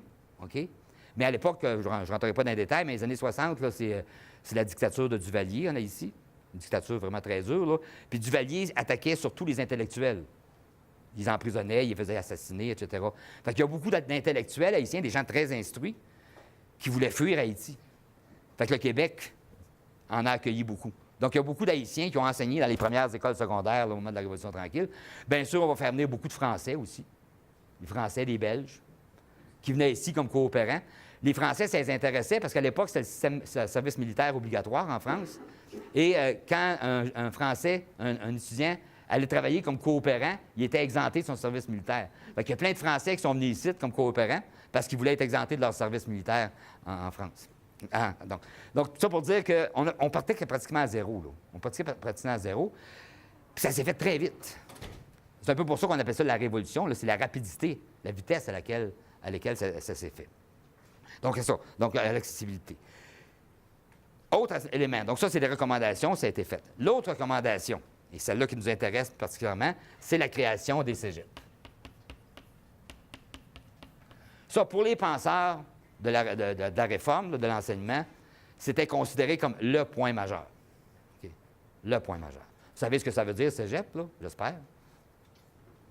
Ben là. Collège d'enseignement général et professionnel. OK? OK? Je vais jouer. OK. Donc, les cégeps, c'était vraiment, pour les penseurs, encore une fois, ceux qui ont pensé le système, c'était le point le plus important. Parce que ça venait corriger, justement, tout ce que je vous disais tantôt, là, la formation par filière, divisée. L'idée, le principe derrière les cégeps, c'était de faire en sorte que tous les Québécois, qu'ils soient gars, filles, francophones, anglophones, fils d'ouvriers ou fils d'avocats, que tous les Québécois aient accès à une culture commune, okay? À une formation commune. Okay? Bien sûr, après ça, chacun peut se spécialiser. Mais l'idée, c'est de faire en sorte que chacun, tous les Québécois, sans exception, peu importe dans quelle région du Québec tu es né, okay? Que tu sois né sur la Côte-Nord, okay? Ou en Abitibi, ou à Hall, tu vas avoir la même formation de base, que tu sois un gars, une fille, un fils d'ouvrier ou un fils d'avocat. C'est ça, les cégeps. C'est ça, les cégeps. C'est pour ça que, puis en plus, l'autre facteur aussi, c'est de mettre ensemble ce qu'on appelait les humanités, entre guillemets, là, ce qu'on appelle les sciences humaines maintenant, là, OK? Et les programmes techniques. Parce qu'avant ça, c'était vraiment là, coupé. Là, quelqu'un qui allait dans les écoles de métier, là, il apprenait juste le métier. Okay? Puis quelqu'un qui allait dans un collège classique, bien, il apprenait juste la littérature, puis la philosophie, puis l'histoire, puis tout ça. Okay? Mais c'était vraiment coupé comme ça. Là. Donc, les cégeps, le but des cégeps, c'était de mettre tout ce monde-là ensemble. Okay? D'arrêter les divisions. Puis bien sûr aussi, les gars et les filles ensemble. Okay? Essayez d'imaginer un cégep où il y aura juste des gars ou juste des filles aujourd'hui, c'est impensable. Là. OK? En tout cas, j'espère qu'on ne viendra jamais là. OK? Mais à l'époque, c'est à cette époque-là que c'était mis en place. Donc, l'idée des cégeps, c'était ça. OK? De mettre fin aux divisions. OK? Et aussi, très important, c'est un mot qui est imprononçable, c'est la déconfessionnalisation. C'est plus facile à écrire qu'à prononcer.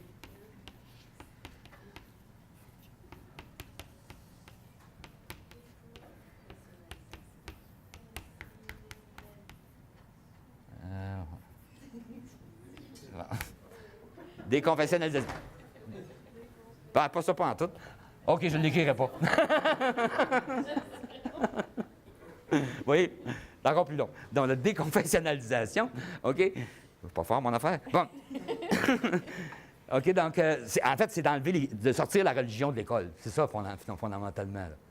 Parce que, je le répète, jusqu'à ce moment-là, tout le système d'éducation était basé sur la religion. protestants, catholiques. OK? Objectivement, en bout de ligne, ça revenait à dire francophone, anglophone, parce que la majorité des anglicains, protestants anglophones, catholiques francophones.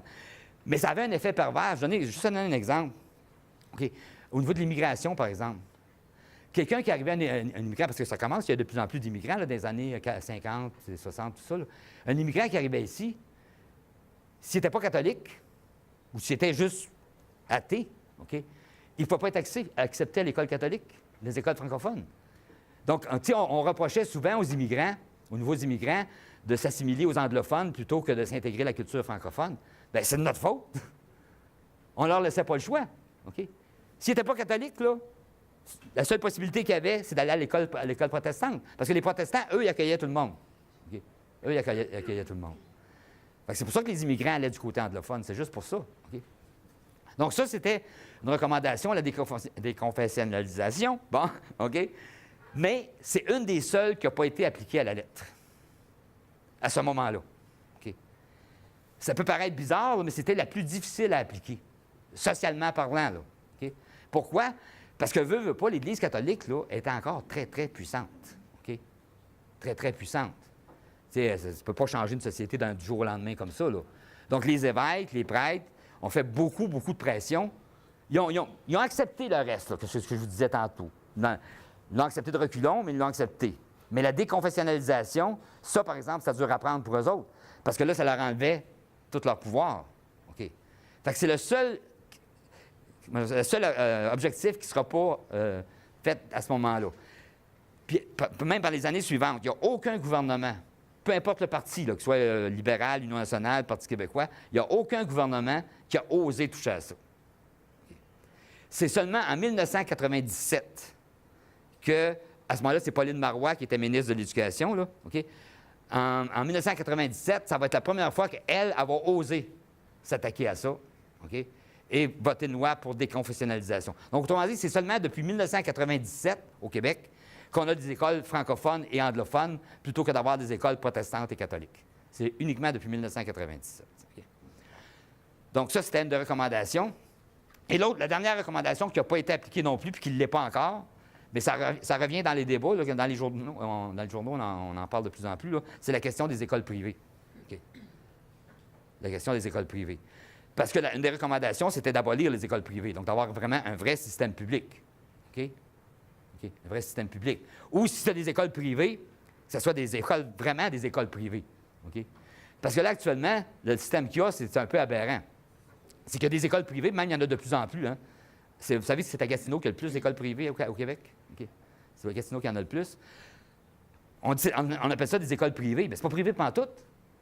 C'est des écoles privées, mais financées par le gouvernement. Autrement dit, les parents qui envoient leurs enfants à l'école publique payent pour les parents qui envoient leurs enfants à l'école privée. Ça n'a pas de maudit bon sens, ça, là. OK? Et ça, c'était une recommandation, mais ça aussi, il n'y a pas un gouvernement qui a osé s'attaquer à ça. Mais là, ça revient, il commence à avoir de plus en plus de pression. J'ai hâte de voir comment ça va donner, là, mais il y a de plus en plus de pression. Donc, les cégeps vont partir, comme je vous dis, c'était vraiment là, le point le plus important. Donc, toujours pour la question de démocratisation puis d'accessibilité, on va vouloir en créer un peu partout au Québec. C'est important que tout le territoire québécois soit couvert si on veut remplir nos objectifs. Là. Donc, la première année, en 1967, il va en avoir 8 de créés. Première année. OK? Et parmi les 8, bien, tu as le cégep de l'Outaouais. OK? Le cégep de l'Outaouais va être parmi la première batch, en bon français, là, la première batch de cégep qui vont être créés, le cégep de l'Outaouais en fait partie. C'était le cégep de Hall. OK, là. On appelle le cégep de Hall. Là. OK. Je vais y revenir tantôt là, quand je parlerai de la région. Là. Mais donc, c'est ça. Donc, ça va être vraiment la première catégorie qui va être formée. C'est sûr qu'au début, il n'y avait pas beaucoup de programmes. Aujourd'hui, je pense qu'il y a presque 30 programmes dans le cégep. Là. Au début, tu avais, sciences humaines, ils appelaient sciences peu, je ne sais pas s'ils appellent ça encore comme ça. Là. OK? En tout cas, sciences de la nature, en tout cas. C'est ce programme-là. Puis tu avais, technique infirmière.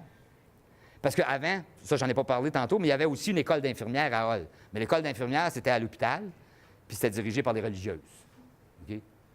En passant, vous savez que le premier syndicat d'infirmières au Québec, c'est ici à Hall. OK? La première grève d'infirmières, c'était ici à Hall, parce que c'est à Hall que les infirmières étaient le plus maltraitées. OK? par les religieuses. OK? Donc, là, à partir de la création des cégeps, ce ne sera plus les religieuses qui vont donner la formation pour les infirmières, ça va être le cégep qui va la donner. Donc, il y a quelques programmes comme ça. Puis c'est sûr, avec les années, bon, ça va venir. OK? Important aussi, le cégep de Hall, qu'on appelait le cégep de Hall à l'époque, c'est que c'était un cégep bilingue. C'était un cégep bilingue.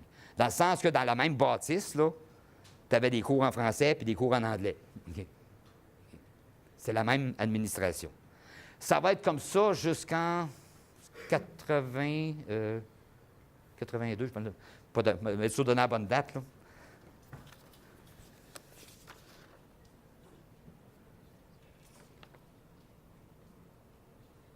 Ça va être comme ça jusqu'en 78, OK? Donc, jusqu'en 78, dans la même bâtisse, c'est un cégep francophone et un cégep anglophone. En 78, les anglophones vont déménager. Ça va relever encore, ils vont faire partie du cégep de Hall aussi, mais dans une bâtisse à côté, une bâtisse différente. Et c'est en 1988, là, on va créer le cégep et le collège héritage là, tel qu'il existe maintenant, là, autonome. Mais jusqu'en 88, même s'il était dans des bâtisses différentes, c'était la même administration. C'était la même administration. Puis bien sûr, en 88, on va fonder le collège héritage. C'est en 88 aussi que le bâtisse ici, là, Félix Leclerc, a été créé en 1988. Je vous disais tantôt, j'ai été le premier prof ici, parce que moi, je ne viens pas de la région. Je suis déménagé en Outaouais pas à cause de vous autres, à cause de Félix Leclerc. Parce que les autres cégeps au Québec, là, c'était bloqué complètement. Ils n'engageaient plus. Tu avais des petits contrats ici et là, mais les portes étaient fermées. Le seul cégep au Québec qui était en expansion, c'était le cégep de Hall. Puis en 1988, ils ont fait bâtir le collège ici. Fait que je me suis dit, s'ils construisent un autre cégep, ça doit être parce qu'il y a de la job. Fait que j'ai appliqué puis j'ai eu la job. Fait que c'est pour ça que j'ai été le premier prof d'histoire enseigné ici. OK? Donc, ça, c'est pour le cégep de Hall. Puis comme je dis, il y en a eu 8 au début, mais très rapidement. Aujourd'hui, je pense qu'ils sont rendus à 47 ou 48? 48? OK. Donc, il y en a maintenant dans toutes les régions. Et c'est pour ça que c'est un succès, le cégep, parce que ça donne accès vraiment à tout le monde, partout. Partout au Québec. Okay? C'est une vraie révolution. Puis en passant, ça n'existe pas nulle part ailleurs. Hein? Okay? Ce système-là n'existe pas à nulle part ailleurs dans le monde. Okay? Puis ailleurs dans le monde, on ne s'en rend pas compte, là, mais quand on vante le système d'éducation québécois, c'est toujours le cégep. Il y a des étrangers qui viennent étudier ici, qui viennent, pas étudier, mais observer ici, pour observer le niveau collégial, parce que c'est le système qui fonctionne le mieux. Je dirais même, puis là, c'est un jugement personnel que je vous dis, là, mais dans tout le système d'éducation du Québec, le niveau qui fonctionne le mieux, c'est le collégial. Le primaire, c'est pas pire. Le secondaire, je ne dirais pas ce que j'en pense. OK? Bon, l'université, ça, c'est un monde à part. En passant, les universités, j'en ai parlé tantôt, là, mais c'est aussi le cégep, ça va donner accès à l'université. Aujourd'hui, là, des universités, il y en a partout. Et parce que ça va aller avec les cégeps, parce qu'avec la création des cégeps, on va créer aussi tout le réseau des universités du Québec. Comme je disais tantôt, jusque-là, il y avait juste 3 universités francophones. Là, maintenant, des universités du Québec, il va en avoir partout au Québec. La seule région qui n'en aura pas, devinez laquelle? L'Outaouais. OK. À ce moment-là, toutes les régions vont en avoir, sauf l'Outaouais. Okay. Justement. Okay. Donc, comme je dis, les cégeps, c'était vraiment la clé, parce que l'objectif des cégeps, là, ça revient, je reviens à ce que je vous disais au début. Un système d'éducation, ça peut servir à diviser une société. Le système qu'on avait avant, c'était ça. Je pense que je vous l'ai fait comprendre assez clairement. Là, ce système-là divisait la société. Le système qui est mis en place, et les cégeps au cœur de ça, ça a le but, justement, d'unir, okay? De donner à chacun une formation commune. Vous savez, chacun a sa spécialité, c'est sûr, mais tout le monde a une formation commune. Tu sais, tout le monde a suivi les mêmes cours de français, les mêmes cours de philo, OK? Puis probablement d'autres cours aussi, mais il y a une formation de base commune. Parce que c'est pas vrai que la culture, c'est juste pour les intellectuels puis les riches, là. Parce qu'avant ça, c'était ça. C'est quelqu'un qui allait dans une école de métier, par exemple, à part ceux qui allaient dans un collège classique, là, tous les autres, là, ils n'entendaient jamais parler je sais pas moi, de Racine, de Corneille ou de la culture en général. Ils n'entendaient jamais parler de ça. C'était un luxe pour les riches, la culture. Bien, avec les cégeps, la culture, tout le monde y a accès. Chacun fait ce qu'il veut avec après, là, mais tout le monde y a accès. Et ça, c'était un des objectifs. OK? C'était un des objectifs. Et c'était, dans tous les points que je vous ai nommés, là, les penseurs du système, là, c'est celui auquel il tenait le plus. Il était prêt à faire des compromis sur les autres points, mais pas sur les cégeps. OK? C'était vraiment le point majeur. Le point majeur. OK? Fait que c'est ça, la création des cégeps. Je vais quand même prendre quelques minutes parce que je vais parler justement de l'Outaouais. OK? Parce que je voulais parler du système d'éducation partout au Québec. Il faut que j'arrête, tu me tires une roche. Là. Bon. OK, bien juste rapidement. Parce que l'Outaouais, c'est sûr que tout ce que je viens de vous écrire, là, l'Outaouais n'est pas sur une autre planète. On avait ce système-là aussi en Outaouais. Les écoles de rang, les académies. Je pense qu'il y en avait 2 ou 3 académies à Hall, ici. Il y avait des écoles d'art ménager, des écoles d'agriculture, comme Saint-Alexandre, je vous disais, c'est une école d'agriculture. Donc, tout ce système-là, on l'avait ici. Mais en Outaouais, il y avait un problème de plus, OK, qui fait que l'Outaouais était la région la moins scolarisée au Québec. OK? En 1900, là, je vous donne une idée, en 1900, si on donne une date charnière, en 1900, il y a seulement 3 de la population de l'Outaouais qui savait lire et écrire. 3 Puis je n'ai pas besoin de vous dire que ce n'était pas des ouvriers. OK? OK? Donc, on avait vraiment un problème ici. Parce qu'en plus de tous les autres problèmes que j'ai décrits tantôt, le problème ici, c'était l'anglicisation. OK? L'anglicisation. Parce que, comme je vous expliquais tantôt, les systèmes d'éducation, ils étaient confessionnels, donc basés sur la religion, et c'était les diocèses qui dirigeaient, donc autrement dit, les évêques. Mais nous autres, l'Outaouais, ici, on faisait partie du diocèse d'Ottawa. OK? Diocèse d'Ottawa. Puis à partir de 1980, pas 1980, mais 1880, il y a une partie de l'Outaouais qui va être confiée à un autre diocèse en Ontario, qui est le diocèse de Pembroke. D'ailleurs, encore aujourd'hui, le Pontiac, si vous habitez dans le Pontiac, vous relevez d'un diocèse ontarien, le diocèse de Pembroke, encore aujourd'hui. Là. Mais comme c'était l'Église qui dirigeait, parce que catholique, là, ça ne veut pas dire juste francophone. Ici, dans la région, en Outaouais, la majorité des catholiques n'étaient pas francophones. Ils étaient irlandais. Donc, les évêques, la plupart du temps, étaient irlandais. Okay? Et c'est les évêques irlandais qui engageaient les profs. C'est les évêques irlandais qui confiaient l'éducation à des communautés religieuses. Puis ils confiaient à quelles communautés religieuses? Dans des communautés religieuses anglophones. OK? Fait que si tu étais un catholique francophone, le choix que tu avais, c'était que tu voulais rester francophone, c'est qu'au bien, tu n'envoyais pas tes enfants à l'école. OK? Mais si tu les envoyais à l'école, ça voulait dire l'assimilation, l'anglicisation, parce que tout l'enseignement se faisait en anglais. OK? Tout l'enseignement se faisait en anglais. D'ailleurs, je ne sais pas s'il y en a qui connaissent un petit peu le Pontiac, mais quand vous vous promenez dans le Pontiac, là, moi, comme je dis, je ne viens pas de la région, j'ai eu vraiment, la première fois que je suis allé me promener dans le Pontiac, je n'en revenais pas. La majorité de la population a un nom à consonance française, mais ne parle pas un mot français. Puis, à la même, ça j'en revenais pas, je leur ai appris que leur nom était français. Je leur ai appris. Parce que oui, c'est un nom francophone. Ah, ils ne savaient pas. Ben non. Ils sont tellement anglicisés qu'ils ne se rendent même pas compte que leur nom est un nom français. Tu sais. OK? Bien, c'est à cause de ces écoles-là. C'est à cause de ces écoles-là. Parce qu'en plus, dans le Pontiac, ce qu'il y avait, c'est que vous avez déjà entendu parler du règlement 17. Il faut que je parle à vos profs d'histoire. Le règlement 17, c'est une loi qui a été votée en Ontario en 1911. OK?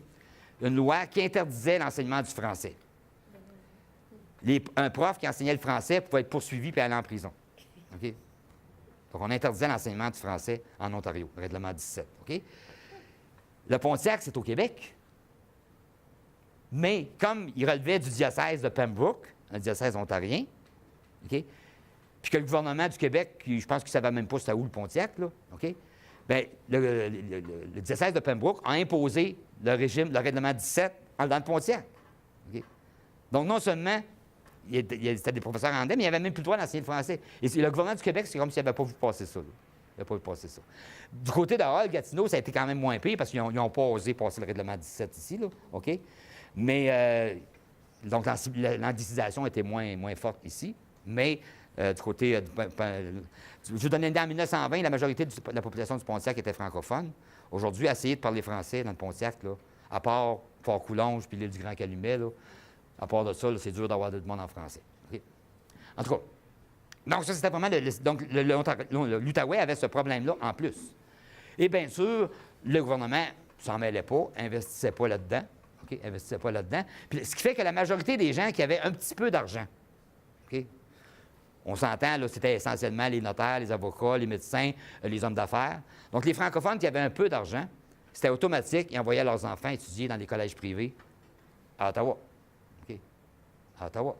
Puis ceux qui allaient à l'université, ils allaient à l'université à Ottawa.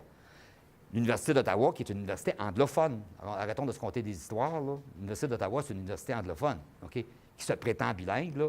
Je sais, j'ai fait une maîtrise à l'Université d'Ottawa, là, OK? OK? Non, mais c'est vrai, tu sais. En tout cas. Donc, c'est ça. Donc, ici, c'est ça. Puis, moi, ce qui me frappe aussi, c'est qu'il y a encore des gens qui ont ce réflexe-là. J'ai déjà entendu des gens encore là, dire Ah, ben, je vais envoyer mes enfants à l'Université d'Ottawa plutôt que d'aller au cégep, ils vont aller étudier au collège en Ontario, comme si c'était meilleur en Ontario. C'est pas vrai pantoute. C'est pas vrai pantoute. Non seulement c'est pas meilleur, mais il faut peut-être de l'argent à gaspiller. Là, en tout cas, tout ça pour dire qu'en Outaouais, il y avait ce problème-là en plus. Mais ce qui est important aussi en Outaouais, c'est que c'est le moment où c'est arrivé.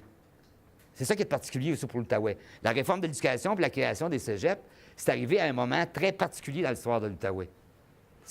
En histoire, ça arrive des fois, tu as des questions de timing comme ça, là, ça arrive juste au bon moment. C'est que, dans l'histoire des années 60-70, Hull va vivre la pire crise de son histoire. Okay? La pire crise de son histoire. Vous savez ce qui s'est passé dans les années 60-70? Non, OK, je vais vous le dire. C'est bon. Il faut savoir qu'après la Deuxième Guerre mondiale, la seule ville au Canada qui s'est appauvrie, c'est Hull. Okay? Après la Deuxième Guerre mondiale, tout le reste du Canada s'est enrichi parce que la guerre a provoqué un boom économique, etc., sauf Hull. Pourquoi? Parce qu'à Hull, tu avais deux compagnies. Bien, Hull, l'Outaouais en général, tu avais deux compagnies. Eddie et McLaren à Buckingham. Ces deux hommes-là contrôlaient toute l'économie de la région. Okay? Ils fixaient les salaires, ils fixaient tout. Okay? Puis comme ils étaient tout seuls, puis ils empêchaient les autres compagnies de venir s'installer. Okay? Puis comme ils contrôlaient tout, ils n'ont jamais investi dans leur compagnie. Il n'y a pas de compétition. Okay? Les autres s'entendaient entre eux autres. Okay? Sauf qu'après la guerre, justement, comme ils n'avaient jamais investi dans leur compagnie, bien, leur compagnie était complètement dépassée. Là. Fait que, en fait, ils ont mis la clé dans la porte et ils sont partis avec leur argent. OK? Ce qui fait que la région s'est retrouvée dans un chômage, une crise économique majeure. Je dis, tout le reste du Canada s'enrichissait. Ici, c'était une crise majeure. À tel point que, vous savez où est le polyvalente de l'île, à Hull? OK? Polyvalente de l'île? Bien, à cet endroit-là, là, dans les années 50 puis au début des années 60, là, il y avait ce qu'on appelait des bidonvilles. Vous avez déjà vu ça, des bidonvilles, dans les documentaires, dans les films? On voit ça. Là, Bon, il y en avait carrément. Puis le mot bidonville n'est pas exagéré. Là. Tu sais, des cabanes en tôle, en carton, sans aucun service d'hygiène, aucun service sanitaire. OK? C'était avec 5000 personnes qui vivaient là-dedans. Là. Il y en avait 3 comme ça. La plus grosse, c'était justement où est la polyvalente de l'île aujourd'hui. Il y en avait une en face, ici à Gatineau, en face de l'église Pont-des-Draveurs, là, qui est l'autre bord de la rivière. Il y en avait une là. Puis il y en avait une sur le boulevard Fournier, en arrière du cimetière sur le boulevard Fournier. Là. Il y avait 3 bidonvilles comme ça. Des milliers de familles, de personnes, avec des épidémies. C'est vraiment le tiers-monde. C'est pas exagéré. Quand on parle de tiers-monde, là, c'était ça. Là, okay? C'était ça. Okay? Il n'y avait pas de système de santé. C'était d'écraser ça. Il a tout fait pour l'écraser. Là. Mais une des choses qu'il voulait faire pour l'écraser, c'était comme, d'une certaine façon, annexer Hull à Ottawa. Autrement dit, pour montrer aux Québécois qu'ils avaient leur place au Canada. Fait que pour faire ça, ils ont décidé de transférer une partie de la fonction publique d'Ottawa, parce qu'avant ça, la fonction publique était juste à Ottawa, transférer une partie de la fonction publique du côté du Québec. Mais ça, il n'a pas demandé la permission à personne. Fait que pour faire ça, il a rasé tout le quartier ouvrier. Le vieux Hull, là, c'était le quartier ouvrier de Hull, ça. Juste vous donner une idée, là, c'est 15 000 personnes qui vont être expropriées de leur maison. Là. Okay? Puis quand je dis expropriées, c'est de manière sauvage. Là. Tu te lèves le matin, tu sors, tu prends ton café sur la galerie, tu as un bulldozer devant la porte, puis tu as 10 minutes pour partir. Okay? Sinon, le bulldozer rentre et détruit ta maison. Okay? Ça va être vraiment sauvage. Là. Vraiment sauvage. Là. Des milliers de familles qui vont être chassées. Puis en plus de ça, ils vont détruire leurs usines parce que, selon les députés, ça gâchait la vue. T'sais, vue d'Ottawa, l'usine, c'est pas beau. Fait que, on va détruire les usines, exproprier les gens. Donc, des milliers de personnes qui vont se retrouver avec plus rien. Là. Avec plus rien. Puis là, ces gens-là, on va leur promettre, pour leur faire avaler la pilule, on va leur promettre, dire, bien, c'est pas grave, vous n'avez plus de job, mais il va y avoir plus de fonctionnaires, la fonction publique va augmenter, fait que vous pourrez trouver une job à la fonction publique. Il n'y en a pas un d'entre eux qui s'est pogné une job à la fonction publique. Parce que pour être fonctionnaire, au minimum, il faut savoir lire et écrire un petit peu, mettons. OK? Malgré des fois, on se le demande, mais en tout cas, ça, c'est une autre affaire. Mais ces gens-là là, qui travaillaient dans les usines, qui vivaient dans le vieux hall, ils n'avaient pas d'instruction, ces gens-là. Okay? Donc, pas d'instruction. Donc, Ils se sont retrouvés avec littéralement rien. Et en passant, c'est cette population-là qui a été expropriée du viol qui va déménager à Gatineau. OK. Tout le quartier, là, comment il s'appelle? Non, Saint-Antoine un peu, mais du Baron. Du Baron, tout ce coin-là, là. OK? Oui. Ça, c'est quoi? Oui, c'est ça. Le Baron, du Baron, en tout cas, je sais pas, là. Du Barry. Oui, du Barry, c'est ça. OK. Pourquoi Baron, en tout cas? Bon. Mais tout ce quartier-là là, a été construit en vitesse pour abriter ces gens-là qui étaient cachés dehors. Puis vous montrer à quel point ça a été vite fait puis cheap, là. Vous avez vu les Cadrex dans ce coin-là, là? Les fameux Cadrex, là. Il n'y en a pas juste à Gatineau que ça. Ça, on avait construit ça justement pour abriter ces familles-là. Mais c'est fait tellement vite puis tellement cheap que le premier automne, il y a eu un gros vent puis tous les toits sont partis. Tous les toits sont partis. OK. Donc, autrement dit, la réforme de l'éducation puis la création des cégeps à Hall, ça arrive dans ce contexte-là. Ça ne peut pas avoir un meilleur timing. Parce que, justement, ces gens-là qui se retrouvaient sans emploi, bien, il y en a beaucoup qui vont vouloir retourner à l'école, ou leurs enfants, au moins, vont vouloir aller à l'école. Puis, on va faire venir des dizaines de milliers, puis dizaines de milliers, c'est pas exagéré, là, de gens d'un peu partout. Tu sais, quand je vous disais que je ne viens pas de la région, là, bien, moi, au moment où je suis arrivé, là, la majorité des profs du cégep ici, ils ne venaient pas de la région. OK? OK? Parce que, autant pour le cégep que pour la fonction publique, on n'avait pas personne de qualifié ici. Fait qu'on a fait venir plein de gens. Fait que pour ces gens-là, c'est important aussi. Parce que les régions d'où ils venaient, eux autres, il y en avait un système d'éducation. OK? Fait que le fait d'en avoir un, de créer cégep et d'améliorer le système ici, bien, ça répondait à leurs besoins à eux. Donc, ici, cette réforme-là, puis la création du cégep de Hall à l'époque, c'est arrivé en plein, au bon moment, dans le bon timing. Puis on peut dire que le cégep, parce que c'est un des mandats des cégeps, là, j'arrête, là, je ne pas, j'arrête, là, OK? Un des mandats des cégeps, OK, qui était inscrit justement dans le rapport parent, c'était aussi d'avoir un impact régional. Autrement dit, le rôle d'un cégep, c'est pas juste de donner une formation, c'est pas juste d'enseigner, mais c'est de contribuer aussi au développement de la région. Puis, bon, Simon, tu le sais aussi, combien que le prof du cégep, peu importe le domaine dans lequel il enseigne, qui s'implique dans la communauté d'une manière ou d'une autre, quand la ville, par exemple, ou des compagnies ont besoin de ressources, ils savent qu'ils vont trouver les ressources ici. Okay? Ou qui ont besoin d'une formation, par exemple, particulière pour les employés, le cégep va négocier. Donc, le cégep, c'est aussi ça. C'est pas juste former, enseigner, c'est aussi avoir un impact au niveau des régions. Et c'était un des mandats que le cégep avait. Et juste terminer une chose, parce que ça, c'est une affaire qui me dérange. Peut-être que tu n'aimeras pas ça que je le dise, mais je vais le dire pareil. OK? C'est que dans tous les cégeps qui ont été créés, là, par exemple, il y a les cégeps dans les grandes villes comme Montréal, Québec, etc. Mais il y a aussi une variété des cégeps qu'on appelle les cégeps régionaux, okay? Qui ont un mandat régional. Par exemple, cégep de Sherbrooke, cégep de Jonquière, cégep de Trois-Rivières. Et tu as le cégep de Hall ici. Okay? Pourquoi? Parce que ces cégeps-là sont au cœur d'une région très grande. Okay? Le cégep de Sherbrooke, par exemple, il est à Sherbrooke, mais le canton de l'Est, je ne sais pas si vous connaissez les cantons de l'Est, mais c'est grand maudit. Fait que si tu habites à Lac-Mégantic, là, aller au cégep de Sherbrooke, ça te fait une méchante raille, mettons. Un peu comme ici, si tu habites à Maniwaki, venir au cégep à Hall. C'est un peu comparable. Sauf que tous les autres cégeps régionaux, Sherbrooke, Trois-Rivières, Jonquière, justement à cause de ça, toujours pour la question d'accessibilité, on a construit des résidences pour étudiants. Okay? Pour que justement les étudiants qui viennent des coins plus éloignés de la région, ils puissent aller au cégep. Moi, par exemple, moi, je viens de la région de Sherbrooke, en passant, là. OK? Moi, je ne viens pas de Sherbrooke, je viens d'une petite ville perdue dans le fin fond, là. OK? Fait que quand je suis allé au cégep, j'aurais pas pu me payer un appartement, là. OK? C'est impossible. OK? Donc, il y avait des résidences sur le cégep. OK? C'est normal. C'est la même chose à Jonquière, c'est la même chose à Trois-Rivières. Exactement. Le seul cégep qui n'y en a pas, c'est ici. OK? Puis je le sais parce que j'ai travaillé dans les dernières années, j'ai travaillé un programme, parce que le cégep ici, ils font vraiment un effort là, pour essayer d'attirer des étudiants de Maniwaki, Fort-Coulonge, même Papineauville, OK? Ici. Parce qu'en plus, vous savez que Gatineau, c'est la ville au Québec où les loyers sont les plus chers. C'est vraiment à Gatineau que les loyers sont les plus chers, là, dans tout le Québec, OK? Fait que pour un étudiant de Maniwaki, là, de Fort-Coulonge, c'est pas évident de venir étudier ici. Puis pourquoi, justement, le cégep ici est le seul cégep qui n'a pas de résidence? Selon la rumeur, mais je confirme la rumeur, OK, c'est que tant que ça a été construit, là, c'est dans la période, vous êtes tantôt, là, on démolit tout, on construit les édifices fédéraux, c'est vraiment les promoteurs immobiliers, là, c'est eux autres qui mènent, OK, à l'époque. Là, OK? Puis ils sont bien de chum avec le député de l'époque, qu'on appelait le parrain de l'Outaouais. Ça vous donne une idée, là, OK? Ça s'appelle Oswald Parent. OK? OK. Et c'est eux autres, les hommes d'affaires, qui ont fait pression sur les députés pour qu'il n'y ait pas de résidence pour étudiants ici. Parce que, pour eux autres, ils voyaient qu'il y avait de l'argent à faire avec ça. OK? De construire des blocs. Je ne vous dirai pas où, il y en a. OK? OK, on va de construire des blocs qui vont louer aux étudiants. OK? Fait que c'est pour ça que le cégep de Hall est le seul qui n'a pas de résidence. Parce que les promoteurs immobiliers de la région ont fait des pressions pour qu'il n'y en ait pas. OK? Qu'il n'y en ait pas. OK? Puis c'est un problème. C'est un problème d'accessibilité. OK? Fait qu'en gros, c'est ça l'histoire. OK, j'arrête. OK. Est-ce qu'il y a des questions? OK, ça veut dire OK.